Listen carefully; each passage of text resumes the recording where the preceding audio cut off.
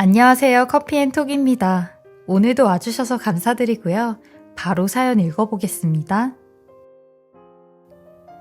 안녕하세요. 세상 살다 보면 주변 사람들에게 이런저런 기가 막힌 이야기를 많이 듣곤 하는데 저도 그중 당사자로서 제 얘기를 좀 해볼까 합니다.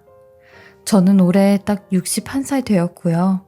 대학가 호프집 주방에서 일을 하고 있는 여자입니다. 이 일을 한 지는 꽤 오래되었어요.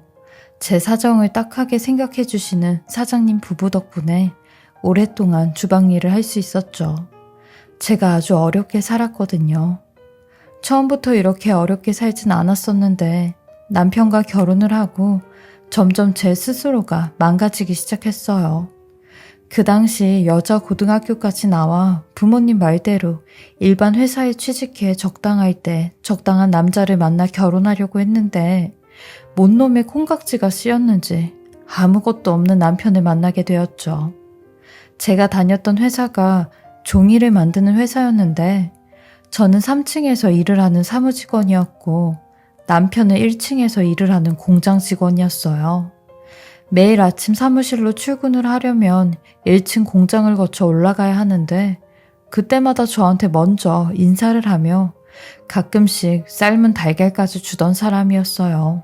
남편은 초등학교도 간신히 졸업을 한 사람이었는데 사는 걸 보면 정말 열심히 살았어요. 삐쩍 마른 몸에 자기보다 더 큰 짐을 나르며 회사에서 부당한 대우를 받아도 허허거리며 열심히 하겠다고 하는 사람이었죠. 그런 모습을 볼 때마다 제 속이 터졌지만 착하고 성실히 사는 모습이 좋아 보였어요. 무엇보다 저한테 정말 진심이었죠. 저희는 회사 사람들 몰래 연애를 하기 시작했고 2년 만에 남편이 결혼을 하자고 하더라고요. 제게 내가 당신은 평생 하얀 와이셔츠만 입고 다니게 해줄게. 그리고 힘든 일은 내가 당신 뒤에서 다 할게. 그러니까 아무 걱정하지 말고 우리 잘 살아보자 라고 하는데 엄마한테 먼저 결혼 얘기를 했어요. 그러니 엄마는 그런 사람과 결혼은 절대 안 된다며 어느 정도 급이 맞는 사람하고 만나야지 초등학교밖에 안 나온 사람을 왜 만나냐며 돈도 없고 집도 없을 텐데 그 사람이랑 결혼해서 생고생하지 말라고 헤어지라고 했죠.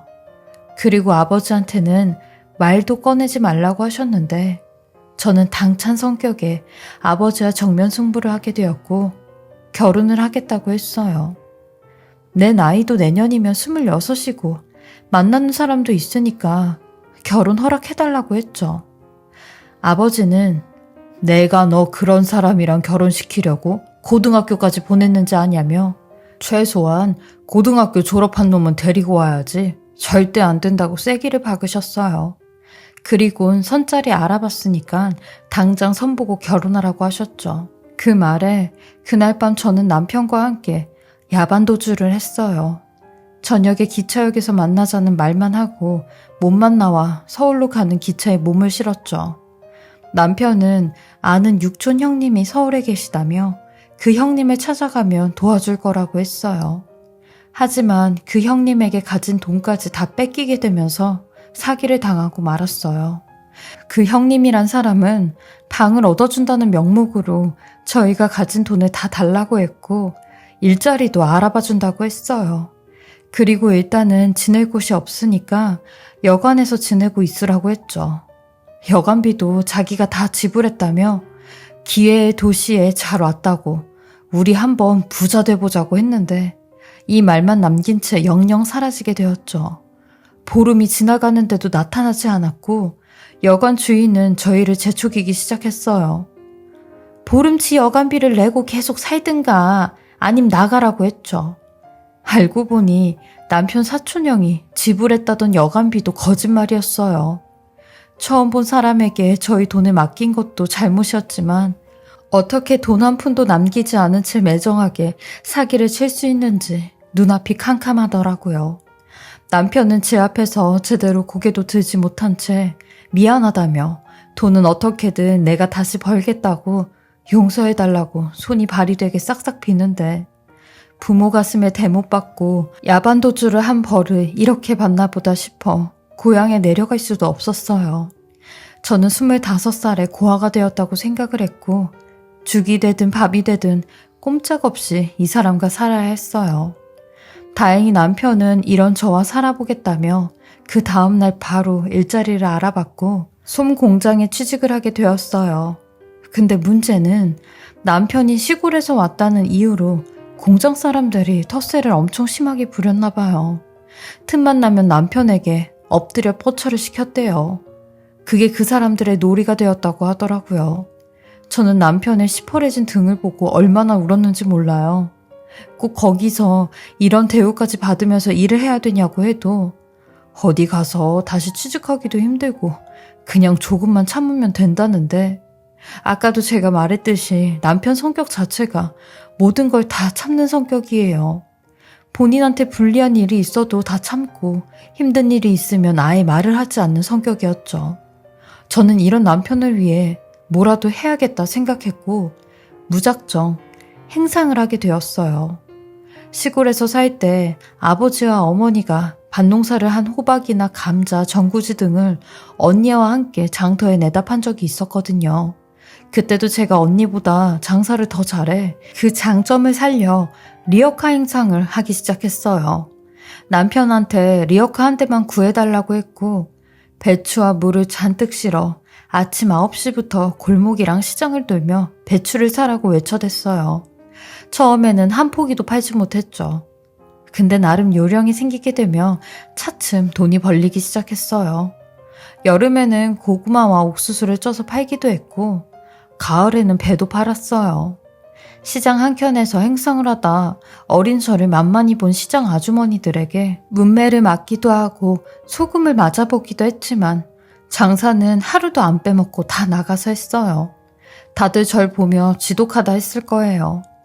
이 일을 하면서 시장 중매인을 알게 되었는데 중간상을 거치지 않으니 이윤이 많이 남았고 일은 힘들었지만 돈을 번다는 생각에 기분은 좋았습니다.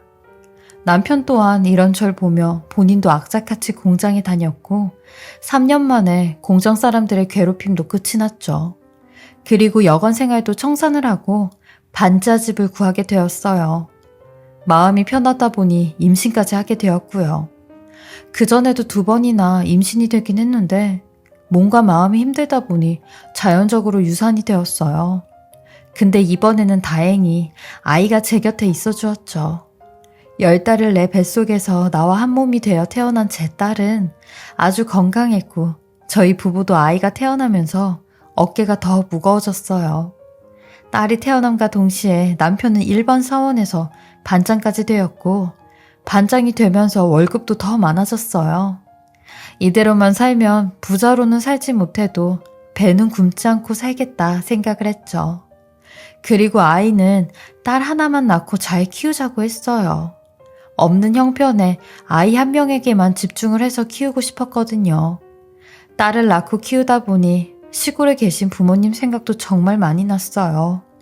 그래서 몇 번이나 엄마 아버지를 뵈러 갔지만 동네 입구까지 갔다가 다시 돌아오곤 했죠.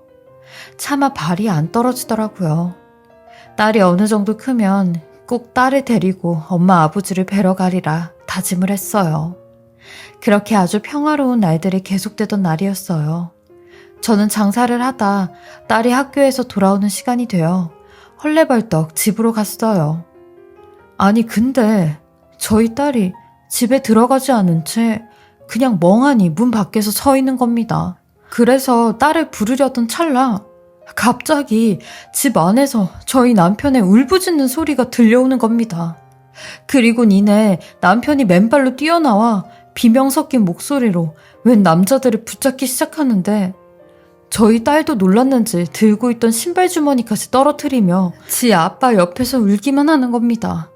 저는 심상치 않은 모습에 그쪽으로 달려갔고 남편에게 이 사람들 도대체 누구냐고 했어요. 아니 그러니 남편은 아무런 말을 하지 않은 채 손만 벌벌 떨고 있더라고요. 저는 그런 남편을 제치고 집 안으로 들어갔는데 집안이 온통 빨간 딱지로 가득했어요. 거실에 있는 TV부터 하다하다 수저통까지 빨간 딱지가 붙어져 있는데 그걸 본 순간 말이 안 나왔어요. 알고 보니 남편 공장의 공장장으로 있던 사람이 사업을 하나 하려고 하는데 자금을 빌려주면 남편도 취직을 시켜준다고 했대요. 평생 공장에서 먼지 마시며 일할 거냐면서요.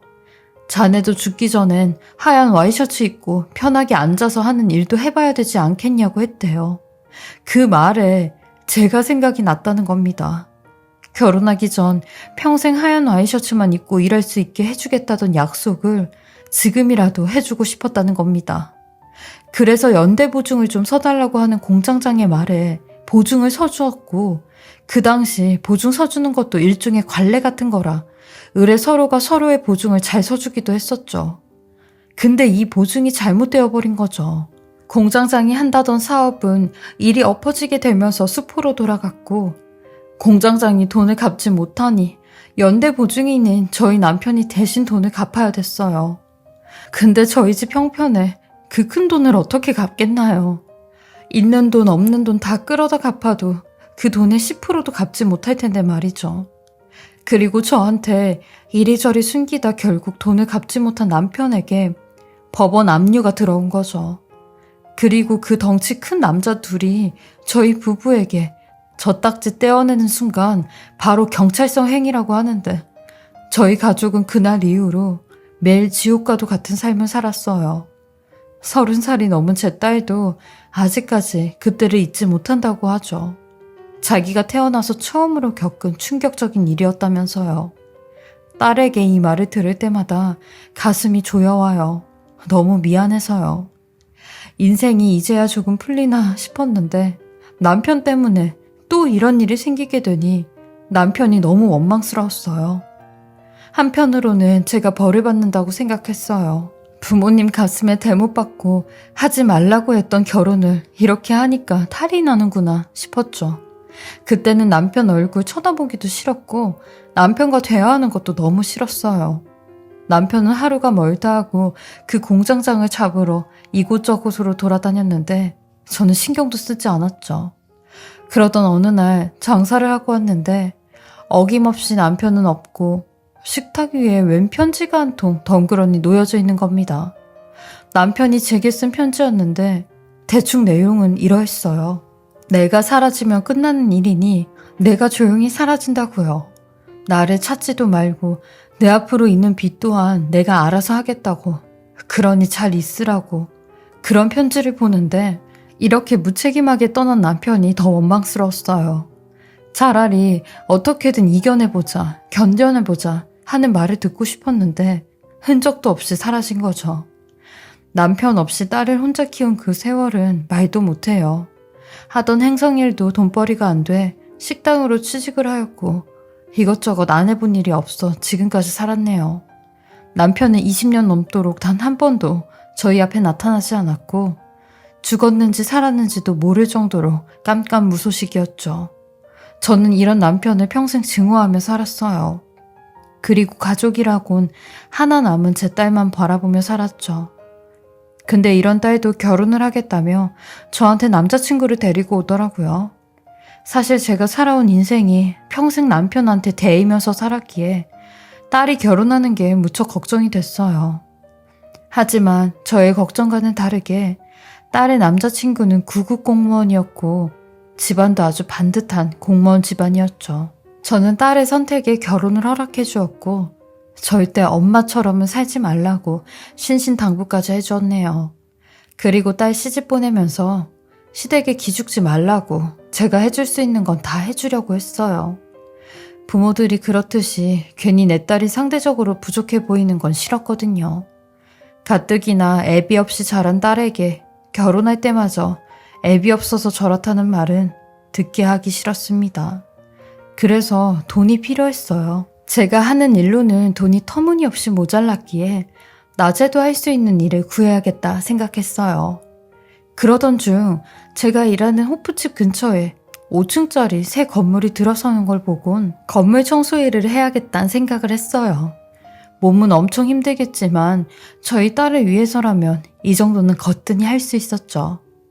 그리고 건물 청소를 구한다는 소식에 면접을 보러 갔는데 그 자리에서 저는 보고도 믿기 힘든 사람을 보고야 말았습니다. 23년 전 무참히 저를 떠난 남편이 그 자리에 떡하니 앉아있는 겁니다. 저는 남편을 보고 말이 안 나와 멍하니 쳐다만 보고 있었어요. 20년이 흘렀지만 그 얼굴이 그대로 있더라고요. 그러니 남편도 절 보곤 아무런 말을 하지 않은 채 제 쪽으로 와 제 손을 덥석 잡으며 잘 있었냐고 하는 겁니다. 내가 당신이랑 미소만 남겨두고 나왔을 때 나 정말 삶을 포기하려고 했어. 내가 있어봐야 당신하고 미소한테 도움이 안 될 것 같았거든. 이라고 하며 산까지 올라갔대요. 근데 이렇게 가기 너무 억울해. 가더라도 저랑 딸한테 도움이 되는 일은 하나 해놓고 가고 싶었답니다. 그래서 산에서 노숙자처럼 살면서 막노동부터 영업용 택시 운전까지 안 해본 일이 없을 정도로 일을 했고, 남편 앞으로 있던 그 빚들은 회생 신청을 해 천천히 갚아 나갔다는 겁니다. 그러면서 주식 공부를 좀 했대요. 하루는 도서관으로 막노동 일을 하러 갔는데 점심 쉬는 시간에 주식 관련 책을 보게 되었대요. 그게 자기 인생의 터닝포인트였다고 하더라고요. 그 책 저자가 단돈 100만 원으로 30억대 자산가가 됐다는 그걸 보고 자기도 주식을 좀 해야겠다 생각했고, 주식이 꽤 잘 됐는지 그 돈으로 부동산을 사고 집값이 오르니 그걸 불려 팔고 돈을 꽤 모았다고 하더라고요. 저는 그 말을 듣곤 그럼 왜 진작 우리를 찾아오지 않았냐고 소리를 질렀어요. 그러니 찾아올 수 없던 이유가 있었대요. 남편이 15년 전부터 투석을 하러 다녔다는 겁니다. 내가 저 자식까지 다 버리고 나왔는데 20여 년 만에 나타나서 당신한테 내 병수발까지 시키고 싶진 않았어. 나 돈 벌면서도 당신하고 미소 생각해서 제대로 밥 한 끼 먹어본 적 없어. 라면 먹어가면서 옷 하나 제대로 사입지 않으면서 돈만 벌었어.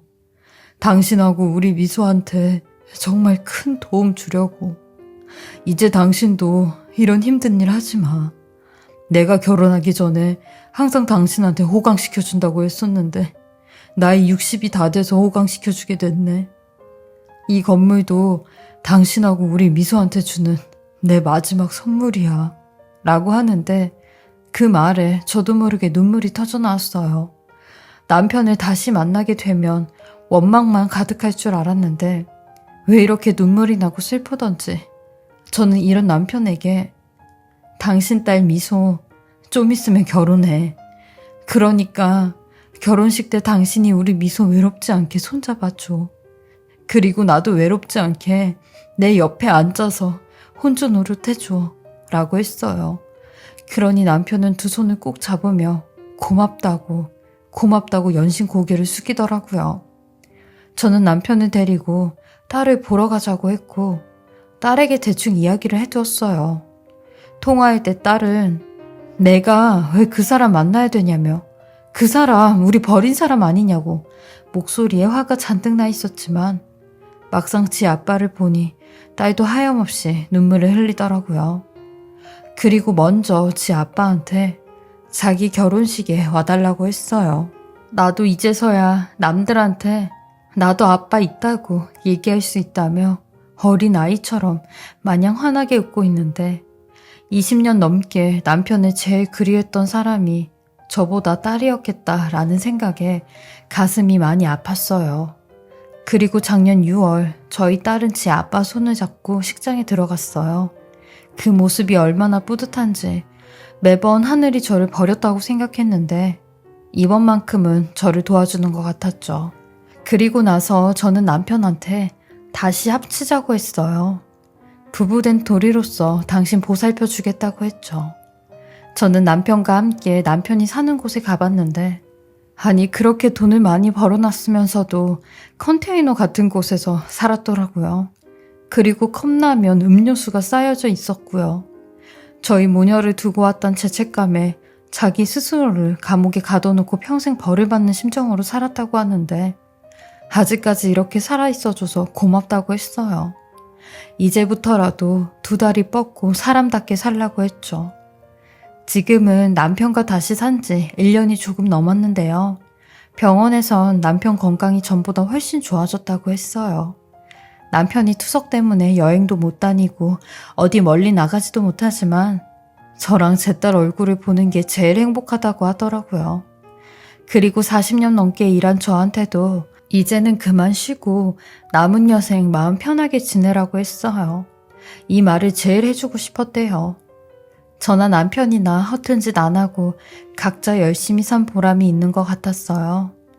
저도 내년 3월이면 할머니가 되는데 손주 봐주면서 남편 보살피면서 하루하루 행복하게 살고 싶은 작은 소망이 있어요. 하루하루 행복하게 사는 게 제일 어려운 일이잖아요. 그리고 돈 때문에 또다시 남편과 헤어지는 일이 없길 바라봅니다. 저의 긴 인생 이야기 들어주시고 읽어주셔서 감사하고요. 요즘 같은 때 필히 더 건강 챙기시고 항상 좋은 일만 가득하시길 바라겠습니다. 지금까지 커피앤톡이었습니다. 오늘도 제 채널을 봐주셔서 감사합니다. 저는 다음 영상으로 또 찾아뵙겠습니다.